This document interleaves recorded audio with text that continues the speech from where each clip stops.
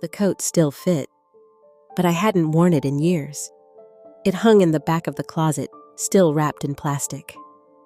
Ella gave it to me on her first paycheck. Said it was something grown up for Mama. I smiled, tried it on once, then never again. It wasn't that I didn't like it. It just didn't feel like mine. Not anymore. I kept it though, folded, tucked behind her childhood drawings and old recipes. Lavender sachets kept the moths away, but nothing kept the memories from settling in. Sometimes I'd open the closet just to touch it, feel the fabric. Remember the moment she placed it in my arms like a daughter giving thanks.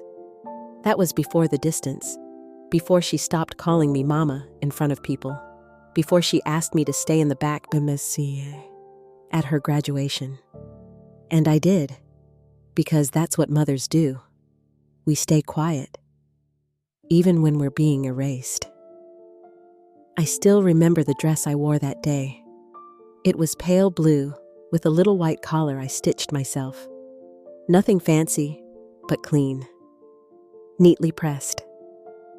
Ella had told me the ceremony was at 3 p.m. Come a little early, Mama. It might get crowded. So I did. I brought her favorite flowers. White lilies. The ones she used to sniff so hard as a child that pollen would end up on her nose. The auditorium smelled like perfume and ambition. Tall heels clicked across marble floors. Men in pressed suits patted each other's backs like old college buddies. I stood near the side entrance, holding the bouquet with both hands. The petals were starting to curl. I had come by bus. Ella walked in with a group of colleagues. She looked beautiful, sharp. The kind of proud I once imagined she'd be. She didn't see me at first, but then her eyes caught mine.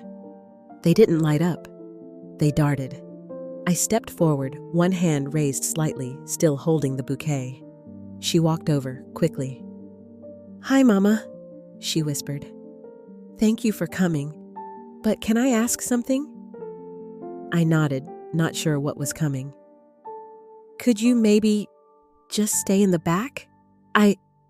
I didn't tell anyone you'd be here. It's just, the firm's partners are attending, and She didn't finish. She didn't need to. I looked down at my shoes. Plain, black, a little scuffed, and I understood. She was ashamed of the woman who raised her, of the life she came from, of me. "I'll stay out of the way," I said quietly.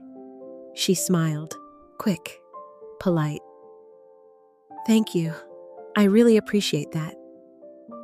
Then she turned, back into her world, back into her success.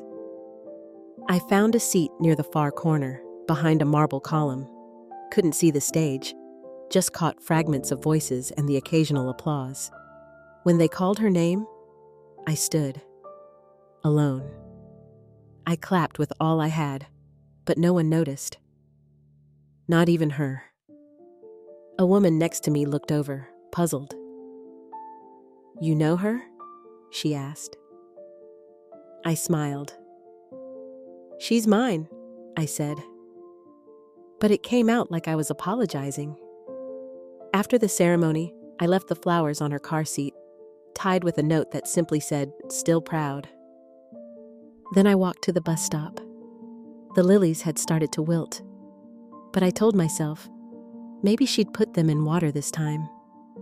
There's a kind of quiet that settles in after rejection.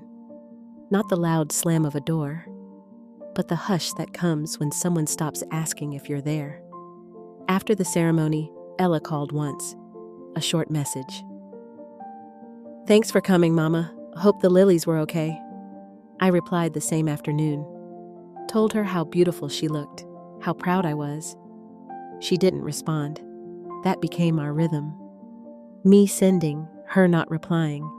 Me asking, her saying she's busy. I tried to make it easier.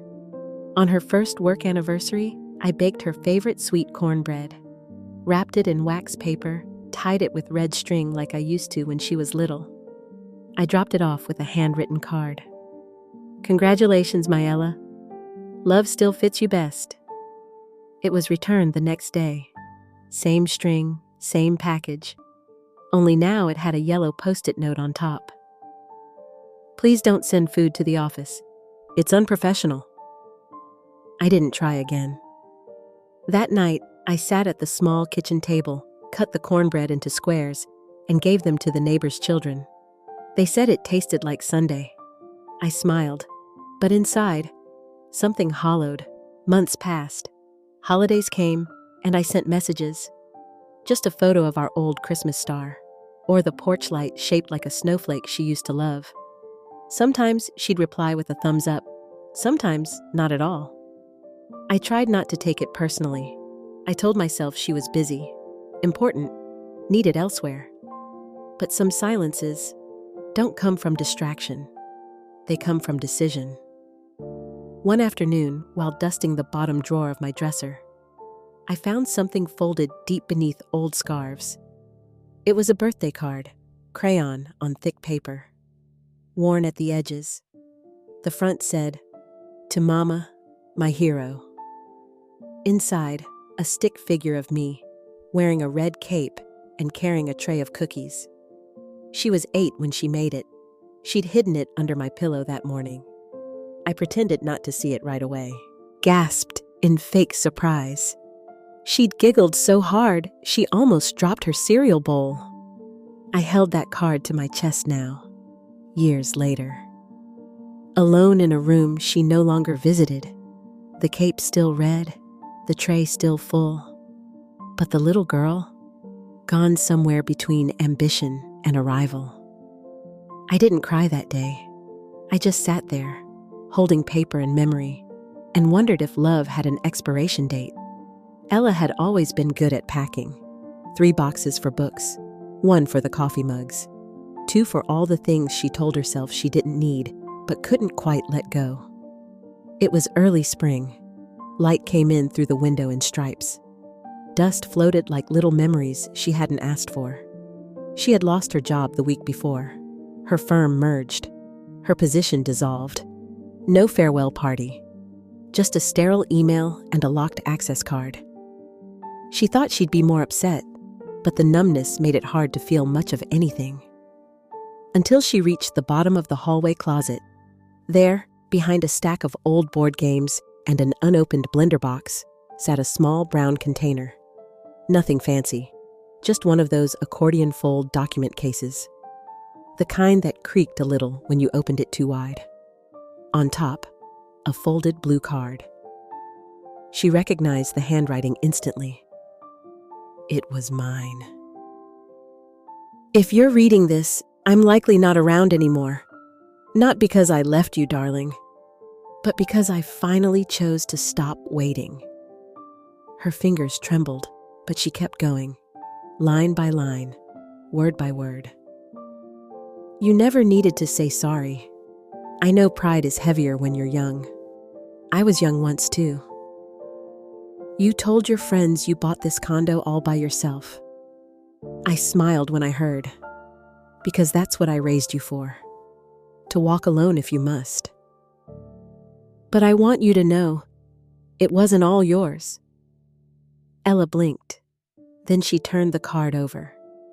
Taped behind it were 3 receipts, each one stamped and dated, from the State Employee Retirement Fund, early withdrawal. Margaret Ellen Chambers, amount $38,000, then $12,000, then $5,500. Her eyes darted to the note clipped behind the final one. "I gave up my pension for you, not because you asked, but because you mattered." There was no accusation, no bitterness in the ink, just that same gentle loop of her mother's cursive, like someone sewing kindness into paper. She pressed the letter to her chest and stood still for a long time. The condo suddenly felt colder, wider, lonelier. She looked around, the walls she painted herself, the photos she'd framed, the cushions she bought on sale. All of it, she now realized, sat on a foundation her mother had quietly built, and she never even said thank you. In the left pocket of the box, she found something else, a note written on the back of a grocery list. It read, "If ever you forget where this home came from, just know it came from the love I didn't need you to understand." Ella folded the letter carefully, put it back in the envelope, and for the first time in years, she cried, not out of shame, but because she finally saw the shape of her mother's silence. She had spent so long running towards success, so long trying to erase where she came from, and yet, here it was, carved quietly into her mortgage, stitched into the carpets, pressed into the very walls that held her safe. She thought of the last birthday she spent with her mother.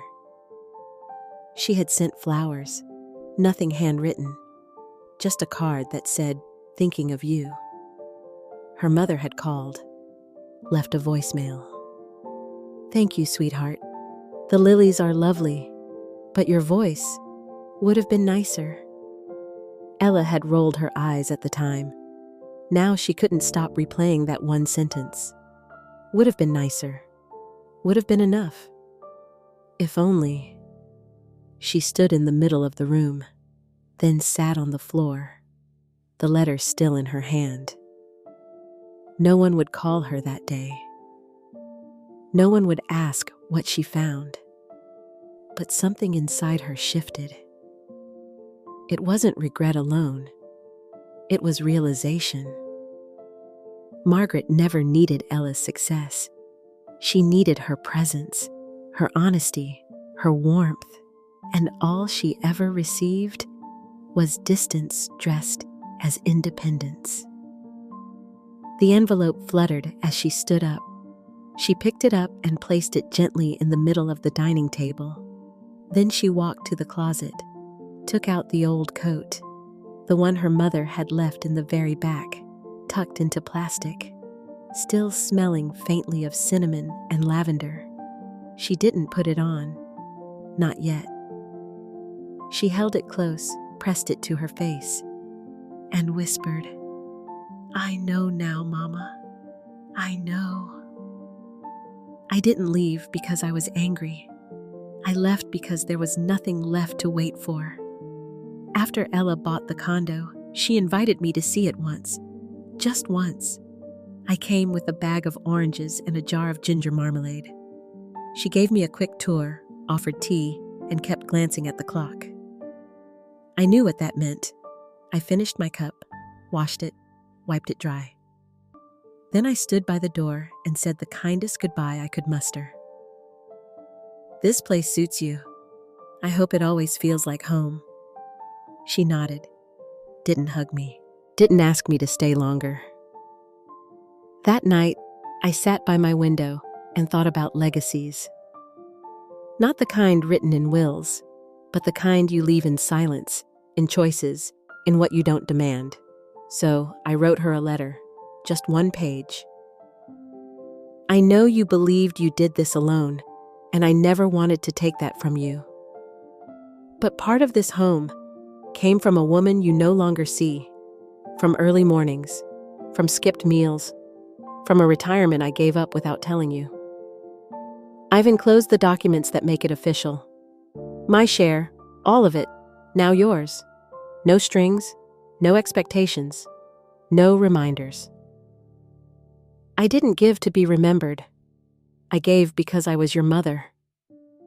I sealed the letter with soft hands, folded the papers, left them tucked inside the box of old books she asked me to store. No confrontation, no doorstep visit, just a quiet release. And then I moved, found a small place on the other side of the city, a one-bedroom with peeling paint and a window that caught the afternoon light just right. No one knew where I'd gone, not even Ella. And that was all right. Some goodbyes don't need echo, they just need peace. The sewing room smelled of lavender and dust. the kind of scent that settles into fabric and lingers on fingertips. I had been coming there every Thursday afternoon. The community center wasn't fancy, peeling paint, flickering lights, but the children made it bright. They came with torn sleeves, missing buttons, and shy questions. I taught them to thread needles, to hold cloth gently, to pull stitches with patience. There was something healing about it, helping little hands mend something broken. That day, as I arranged a basket of embroidery hoops, the sunlight shifted. I looked up. Ella stood in the doorway. She didn't speak, just watched. Her hair was pulled back, her eyes softer than I remembered. In her hands, she held something, a folded piece of fabric. She didn't step forward, didn't ask for forgiveness, didn't offer explanation. I didn't need one. Instead, I turned and walked to the shelf, took out a small cushion I had finished the week before. Soft cream fabric, lavender thread. Across the center, it read, "Still worthy, still loved." I handed it to her. Her fingers touched the edge first, slowly, then the corners, then the center. She looked down at the words, then back at me. No tears, no apology, just a long breath, and something in her shoulders softened. The children giggled in the back. Someone dropped a spool of pink thread. The light caught her face just right, and for a moment, I saw my little girl again. Not the woman who left, not the stranger who forgot, but the child who once drew me in a red cape, holding cookies. She held the cushion close, not tightly, just enough. And then she said the only thing that mattered. "Do you teach every Thursday?" I nodded. She didn't say, "I'll come." She didn't promise anything, but she didn't walk away either. That was enough. That night, I found the coat again, still folded, still warm with a memory no one saw. But the next time she visited, she reached for it. Didn't ask, just slipped it over her shoulders. And in that quiet hallway, beneath the afternoon sun, she looked at me, not with guilt, but with something braver, like recognition. Some mothers live entire lives between two words, enough and too much. But I've learned there's grace in the middle. If you've ever stood in that middle space, love, you can rest your story here too. The comments are open, and my heart is listening.